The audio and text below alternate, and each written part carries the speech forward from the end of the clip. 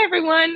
Thank you for tuning in. We're back here to share progress on the South End Restoration Project at Bolinas Lagoon. And we're here to get your feedback on one final piece, the trail and the trail alignment. Since our last webinar, more than 130 CEDARC residents participated and shared their thoughts in the survey. And we're really grateful. We're kind of blown away by that response. So thank you. We're really grateful for your input and we'd like some more. And we use that to help shape our design today. So we're here to share about that, share some updates, and I'll have another survey for you at the end. So just an overview, this project is really about protecting what everyone values here. This is the wildlife, open views, and the natural look of the lagoon. That's, at its baseline. But by restoring the coast here and the shoreline's natural shape and vegetation, we can strengthen it and its ability to handle storms and high tides. So that's what it's about. It's about keeping this place healthy and resilient so it can continue to protect homes, protect wildlife, and protect the overall lagoon itself.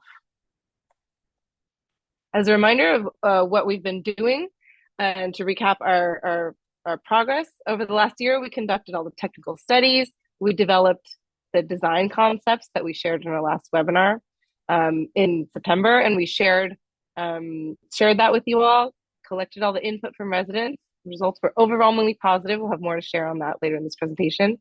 We took those results and presented to the board, who approved the preferred design, which means now we're moving on to this one final large detail before we move on to the final design and permitting. So we're here today to talk about the trail. And a reminder that this is, when we say the south end, this is the part of the shoreline that we're talking about.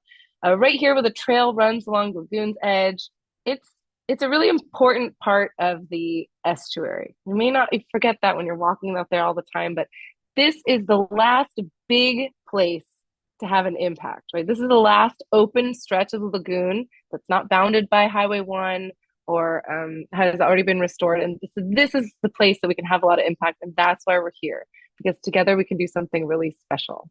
And to talk about what we can actually do here, I'll hand it over to Nick Sadapur, Senior Coastal Scientist with GHD. Take it away, Nick. Thanks, Wendy. Good afternoon, everybody. As Wendy said, my name is Nick Sadapur. I'm a Senior Coastal Scientist with GHD, supporting this project. And as we talked in the last webinar, our focus of this project is on these two areas we've dubbed the Western Reach and the Central Reach.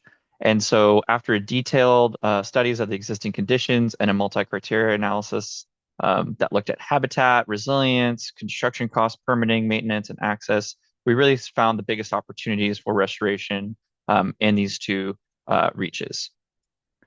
And so the design that was approved by the CEDARC board is simple and natural. It provides the greatest benefits that will last the longest. And there's really two core features of this design: that transitional zone, that slope that goes down to the water line, that is in areas that are needed to be regraded into a more gentle, gradual, rolling, and vegetated shoreline with native vegetation that helps strengthen the edge, support that marsh habitat, and allow that shoreline to naturally adapt to changing conditions.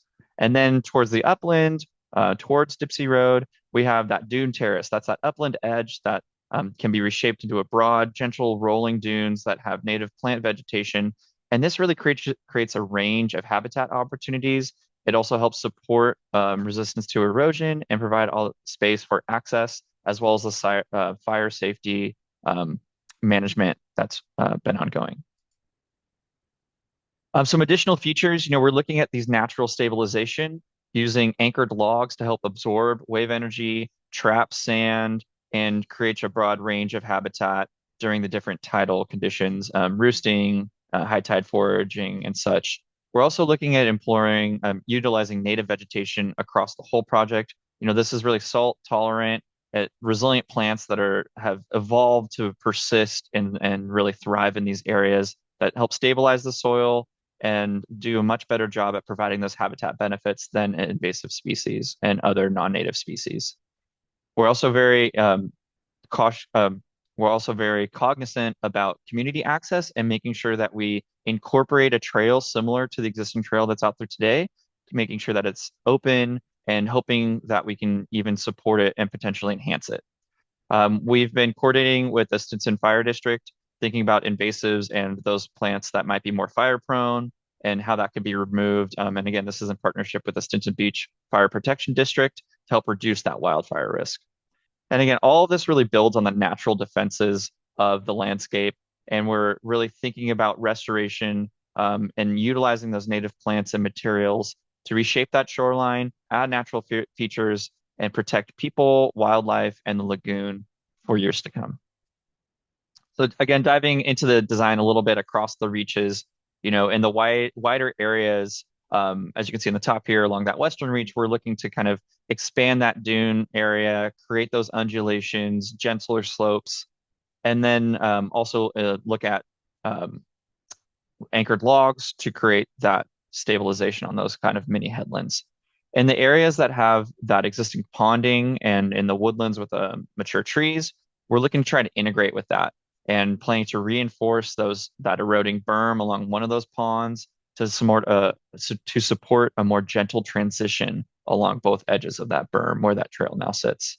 In the narrower areas where we have a much more steeper erosion bank on the shoreline, we're looking at regrading that steep slope into a more gentle transition to the water, removing invasive plants, and targeting planting resilient native plants to help improve that habitat area. So, as Wendy mentioned, thank you so much for participating in the last survey. Again, over 130 residents shared their thoughts and feedback of the design, and overwhelmingly, we heard from you that you value the wildlife, want open views, want fire safety included in the design, and want to make sure that the trail remains that natural, low impact feel. And we're really excited to, just kind of confirm that aligns with the goal and the spirit of this project. And we're hoping that this design can reflect those priorities. Just getting into some of the numbers of that first survey, we had more than 86% of folks indicated support or respondents indicated support, and that the features that were most supportive are, exactly what's in the design. It's the native plantings, natural slopes, removing invasive species, and ensuring that that trail integrates with the design. So many of you asked additional questions on the first survey. You want to make sure that this project really protects the shoreline, the habitat areas, wildlife, and views, and then it's built in a way that can last. So before we focus on the trail, we just wanted to put those answers front and center, that the design works with natural processes, not against them. It's stable, low maintenance, and has used a lot of science to inform the design. So when we presented kind of different options for trail alignment, 70% of responses wanted to make sure that keep the trail as close as possible to the existing alignment, with some areas kind of moved slightly upland or inland towards Dipsey Road. And that really is aligned with where we're seeing the trail incorporate in the design.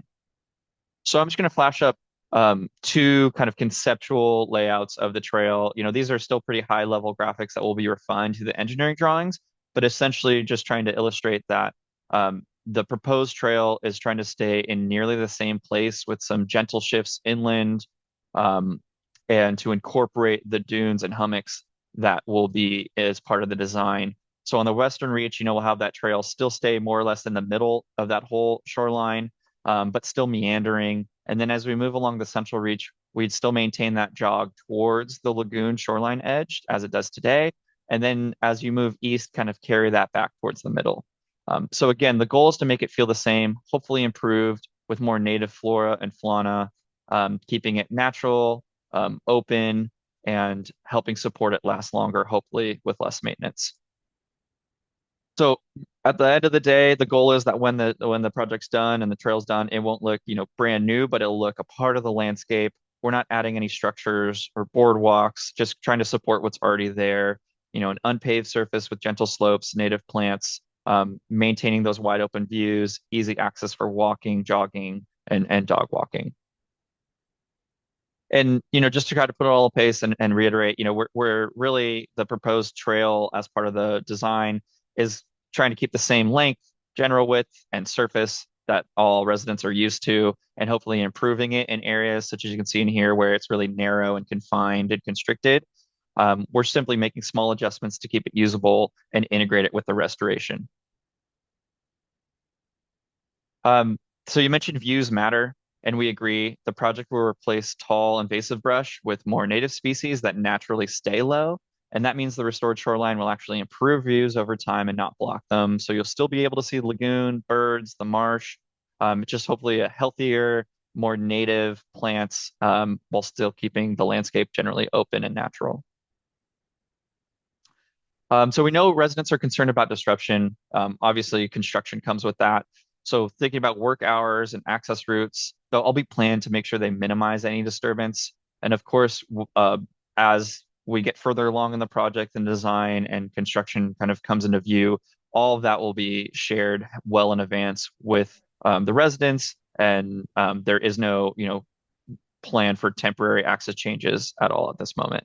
But once it's built, the site will be monitored for several years to make sure that it's performing well, it's meeting any habitat or restoration goals, and that there's no need for ongoing construction, given that we're kind of focusing on restoration and not having any built features out there. So with that, I'll turn it back over to Wendy.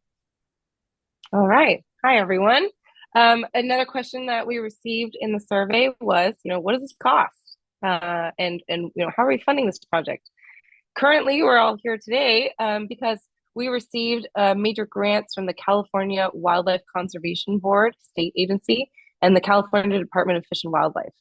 They both provided significant funding for this feasibility stage of the project.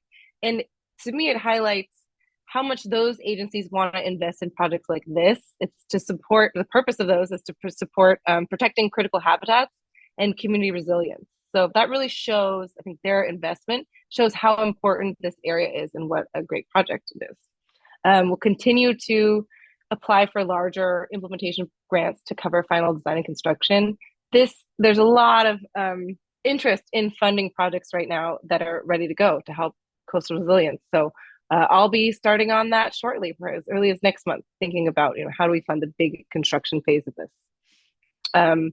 The project is also supported by agencies. Oops, could we go back a bit? Supporting agencies, Greater Fairlands and Coral Bank National Marine Sanctuary is providing significant time on this, as well as Marin County Parks.